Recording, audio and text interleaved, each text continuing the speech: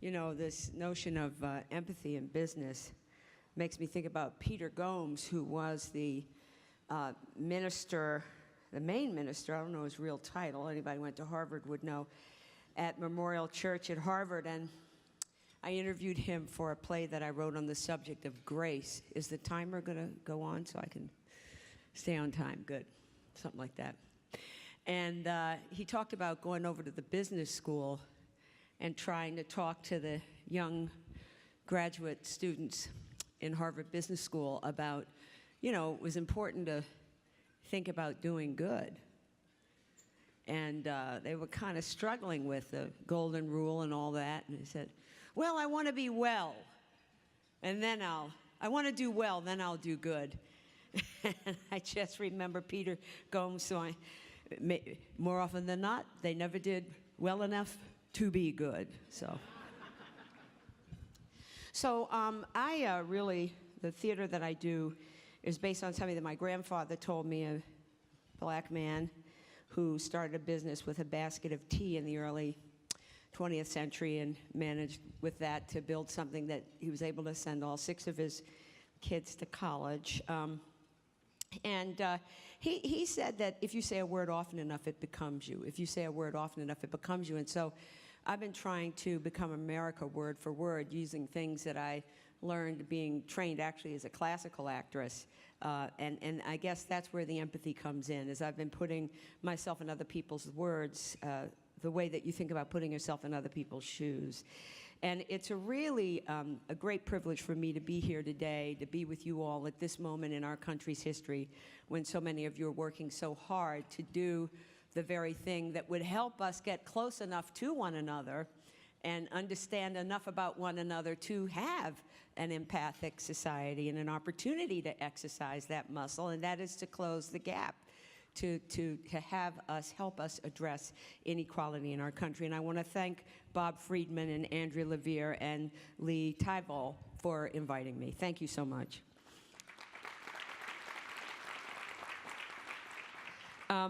My newest work, which will be opening in New York, you're all invited to come on November the 2nd through the middle of December, is on the school-to-prison pipeline. And you all know what that is, this idea that Black, Brown, and Native American kids get suspended and expelled more often than their middle-class counterparts, and that this does end up, you know, there's statistics, the Department of Justice revealed numbers that show us that, especially at a certain time in a young person's life, that these suspensions and expulsions are directly related to the likelihood that they will live their lives in prison. And you know that this type of reality in our society tears apart families, tears apart communities, makes it harder and harder for people to get a leg up. Now, I'm also aware that in a session like this, what you really want me to do is to bring you some hope. You know, you want to go home with some hope, but I have to remind you, a lot of people think hope and optimism are the same thing. So as a kind of a parameter around what I'm going to offer today, I'm going to give you my favorite definition of hope, which comes from Cornel West. And he says that hope and optimism are different. Optimism tends to be based on the notion that there's enough evidence out there that allows us to think that things are going to be better, much more rational, deeply secular. Whereas hope looks at the evidence and says, it doesn't look good at all. It goes, it doesn't look good at all. We're going to make a leap of faith beyond the evidence, attempt to create new possibilities based on visions that become contagious to allow people to engage in heroic actions always against the odds. No guarantee whatsoever. That's hope. So we have to agree that if there's any kind of explicit or implicit explanation that I'm going to offer you a little bit of hope, that's the kind of hope I'm talking about. We're going to look at the obstacles. And then I know that in this room, there's a lot of infectious energy. Is that kind of in spite of, you know, you can't hold me back energy. So I'm going to be saying word-for-word things from a variety of people. I interviewed 250 people to make my play, Notes from the Field, about education and about the criminal justice system. I did my interviews in 4 different geographic areas: Northern California on a Native American reservation, the Yurok tribe in Stockton, in Baltimore, my hometown, in Philly, and lastly in South Carolina. And so this is just a few of the people who I think will speak to what it is you've gathered to rustle up your hope to change. And the first person is Sherilyn Ifill. I give everything a title. You all know that she's the president and director counsel of the NAACP Legal Defense Fund. And this first piece is called Big Bets. I get asked this question all the time. What is the number one civil rights issue of the day? And I'm very uncomfortable with that question because it is impossible to talk about the criminal justice system, mass incarceration, without talking about education.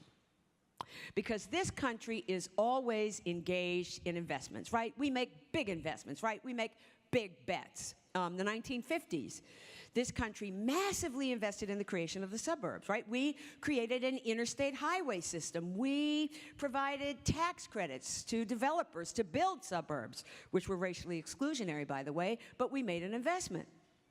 Now, today, we pretend that we don't make investments because we talk about balancing the budget and the deficit, and we don't have any money, but we always make investments. And one of the huge investments that we made was in the criminal justice system. And that investment was made at the expense of other investments. We have taken dollars that we used to give and that we could give to the issue of mental illness. It's not that we're not investing in mental illness, we are. We're investing in it in the prison system. It's not that, we decided to cut the budget and so we're not investing in education. Yeah, kinda. We took it to the prison system. So what we do is we take these investments that we could make and we place them somewhere. And that's what we call policy, which, makes people's eyes glaze over. But we should understand that policy is made up of the investments that we as a society decide to make. Nobody says it better than Sherilyn Ifill. One of the most inspiring thing to me in going across this country is the people who are working very hard with limited means, and some of them quite young. One of them is Michael Tubbs, who was the youngest city councilman in Stockton, as you know, a bankrupt city at the time that I went there. Homicide-ridden. He's now running for mayor, and it's my understanding he's doing quite well. This is called Tupac.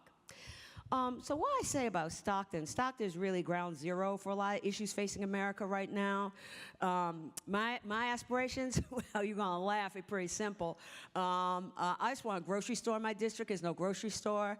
I had no idea. I don't eat really healthy. I eat out a lot. People want to buy lunch all the time, dinner, you have meetings. So I had no idea until my girlfriend, she's a vegetarian, she's from Stanford, and she came to visit me like a week, and she was breaking out. She's like, Michael, I just want an apple. Where can I get an apple? And I couldn't think of where to get her an apple. I was like, I don't know. Where can I get your apple from? It's like 20 minutes away. So I said, okay, let's do something about that. That really prompted me. We're trying to do some work around Boys and Men of Color Alliances, trying to improve outcomes for boys and men of color. For a lot of young people in Stockton, it's just this prevailing sense of nihilism. I don't think it's peculiar to Stockton. I think in any community where you have a segregation along race and class, you have an undercast of young people who just feel forgotten, neglected, just angry, don't know what to be angry at. I think they understand there's something structurally wrong, but they haven't been taught what it is. So a lot of times it manifests itself in self-blame. It's our fault. We need to work harder. When part of that's true, but oftentimes there are real structural forces keeping people down. So I think for a lot of young people in Stockton, it's just this prevailing sense of nihilism in terms of what I'm doing doesn't matter.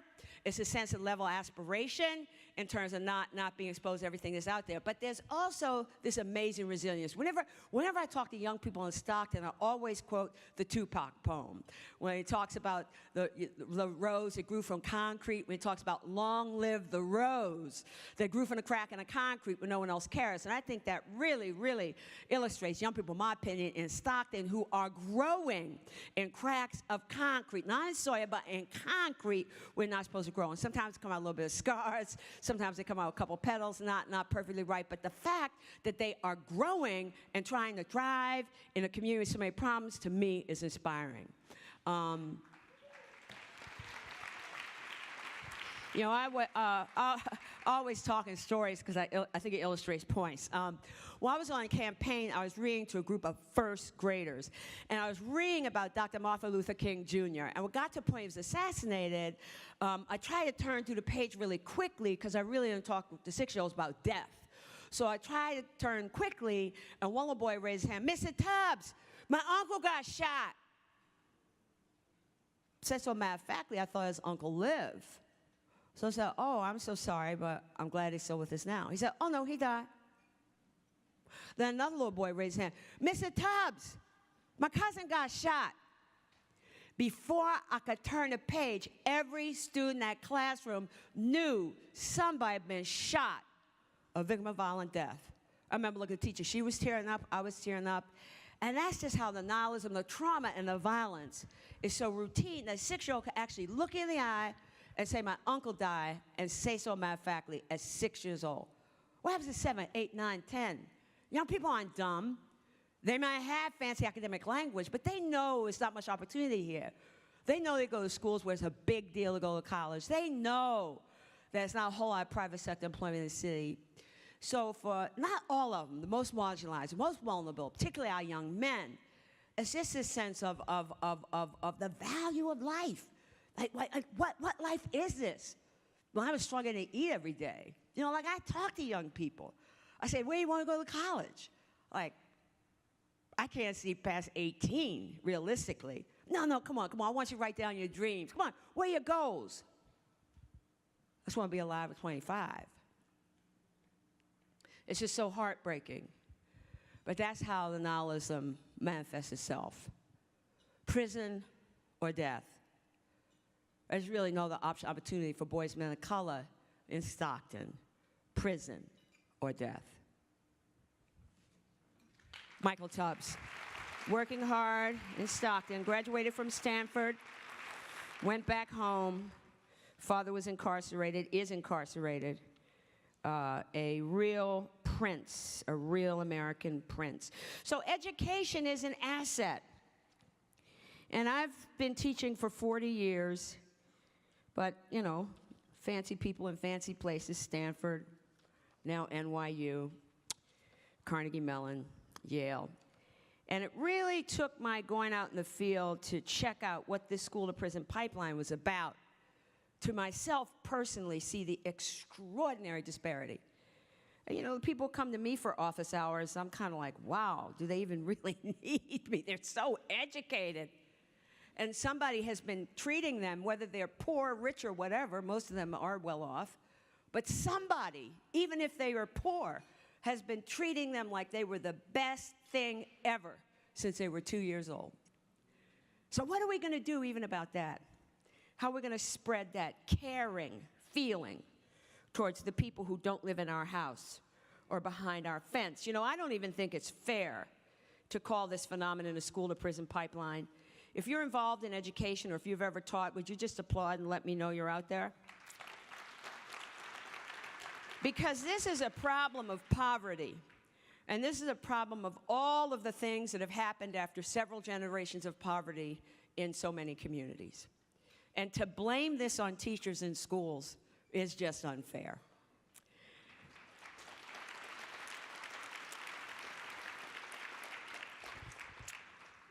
And this is a remarkable woman that I met who's just like all the people I grew up around. My mother was a teacher. All her friends were teachers. Most of my aunts were teachers because in those days, that's what a black woman with a Negro woman with an education to do is a teacher.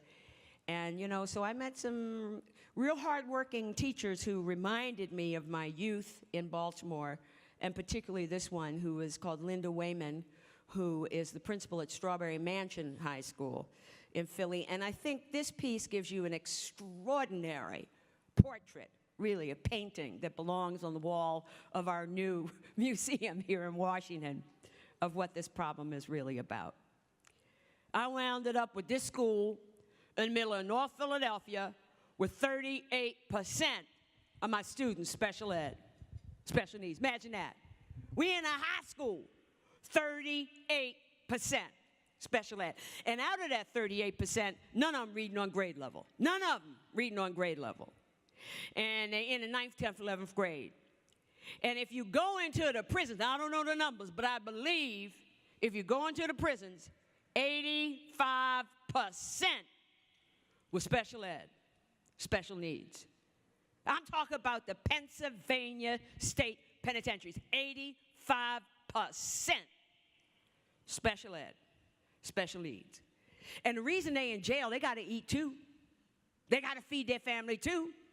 So what they're going to do, they're going to turn to crime. What else are they going to do? Who's going to give them a job? They can't read. They can't follow directions. Nobody's going to give them a job. So all they're going to do is turn to crime and take from us. They're not living in the world. They're living in their own world. Try taking them out in the world, see what happens. They don't look up. They can't shake your hand. They become totally deaf and mute people. Fast forward to trying to take some of these kids on college going trips or when we go to New York. First of all, I got to throw them on the bus to get them to go. I'm not charging them a dime. I got to drag them on the bus or the bus will be empty. No, I don't want to go. No, I don't want to go. No, I don't want to go. You're getting on the bus. Nope, nope, nope, nope. Because they big and bad. And they can act like they want in this community, but they're not living in the world. They living in this community that way.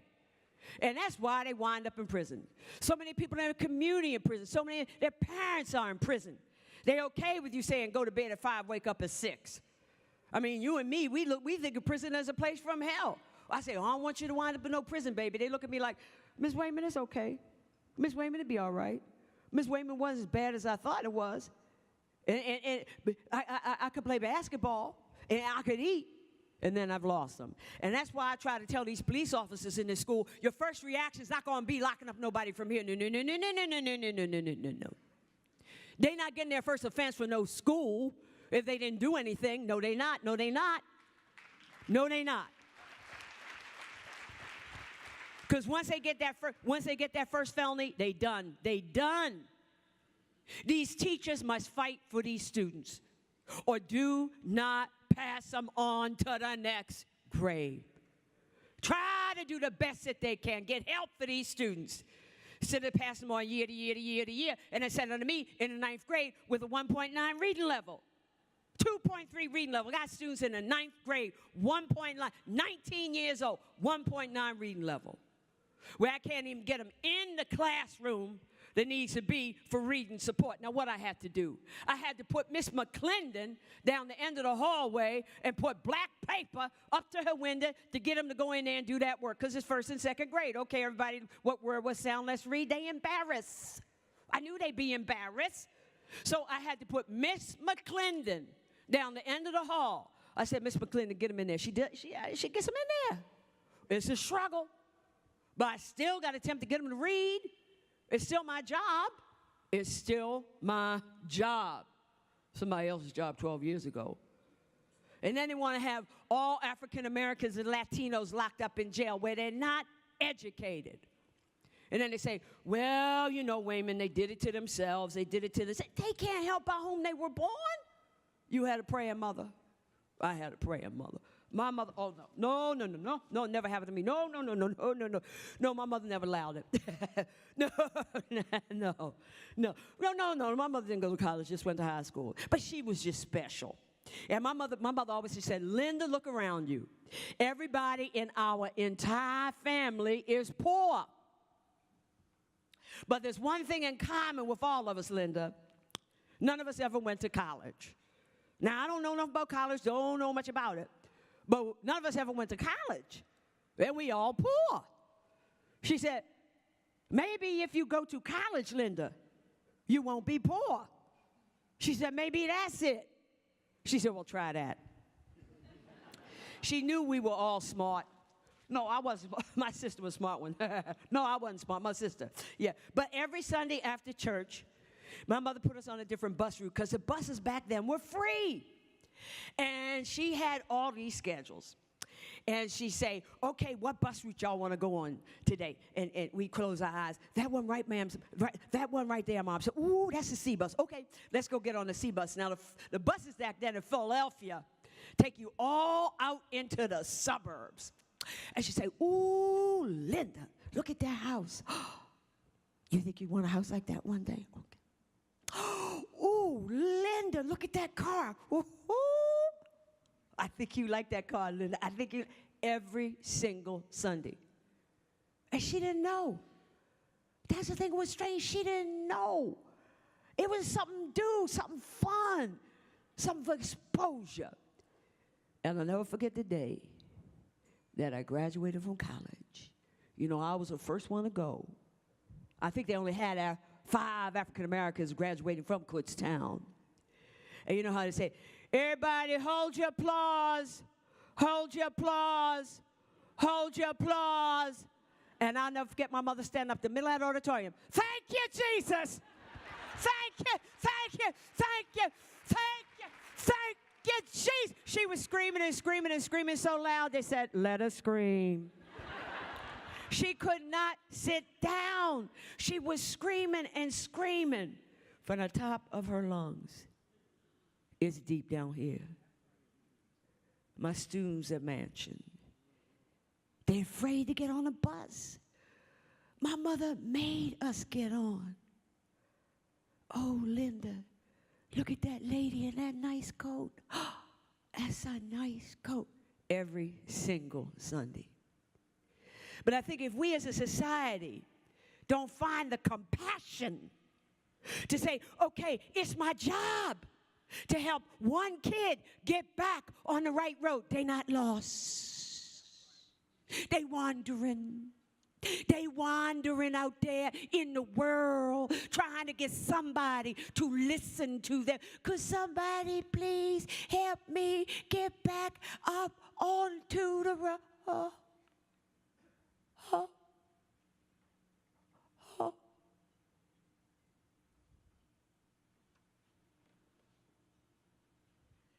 There's nobody out there to lend a hand and say, the street that you need to be on is that one right there. For my students, wandering starts very early, 1st grade, 2nd grade, definitely by 3rd grade. I believe I was put on this earth to come into this community at this time, in this place, on this day, to try to inspire some hope in people who have lost hope. Worse than that, never had any. You can't have a life if you don't desire or hope for anything. We all know that hope is just the beginning of faith. Everybody knows that. So if I am going to walk them one day out into this world to have faith to step up onto that staircase that they cannot see, then I have to inspire some hope in them or they will be lost in this community forever, like so many other generations before them. I went to a college the other day, and it said, Miss Wayman, we have a surprise for you. I said, you do? And I walked in there, and I saw one of my old students, and she was awful. And I said, Joselle? I said, you never told me you were going to college. She said, I know, Miss Wayman, I know. I just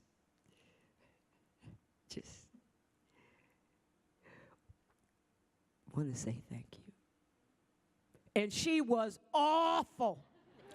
When I tell you she was terrible, hanging out with the boys, wouldn't go to school, and to walk in there and see her, I said, just one, Jesus, just one. I'm not trying to do the masses. I'm just trying to save one at a time. But I think if everybody say in their mind, just one kid. If I could say something nice today to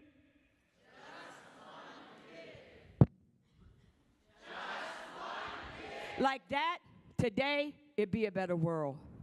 Linda Wayman.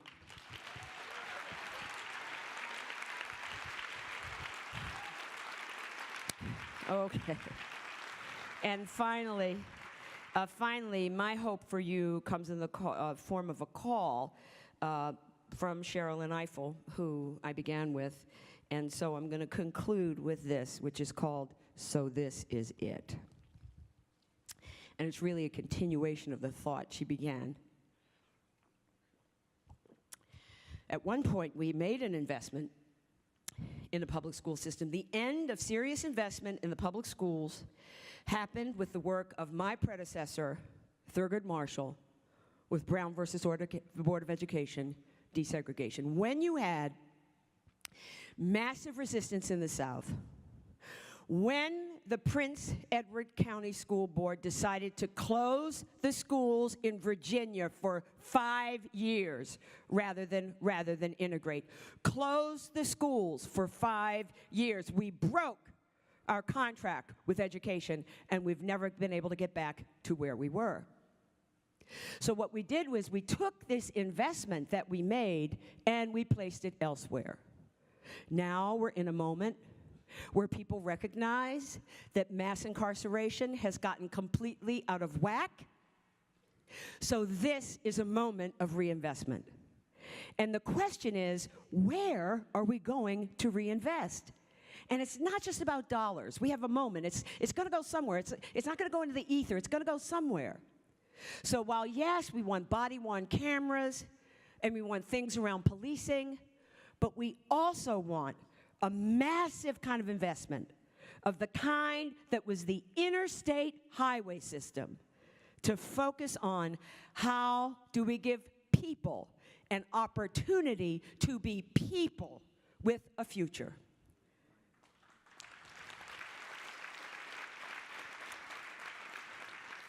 And education is a central piece of that. So it's coming to understand what this moment means. And I'm always nervous because the window's not going to be forever. And decisions will be made in the next, I think, 3 years, really, that will determine the direction of our investment.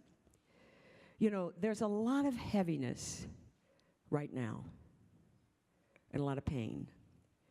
And it's not just in places where there have been incidents or where it's been unrest in a very public way. There's a lot of heaviness and a lot of pain. When I was a kid, my father was a huge history buff, and he was a race man. And so we watched every documentary on television about the civil rights movement. And I remember thinking, darn it, I missed it. I missed it. It looked great. It looked fantastic, and I missed it. So what I say to people right now is, so this is it. 20 years from now, people are going to be saying, I missed it. It's not just one, there are many, but this is the one. So as heavy as it feels, and as difficult as it seems, there is a privilege in it. Because in this moment is a space where change can happen. And it only can happen, particularly in a country as entrenched in issues of race. The moment when change can happen is the moment when we have to confront ourselves. Thank you so much for all the change that you make manifest. Thank you for including me.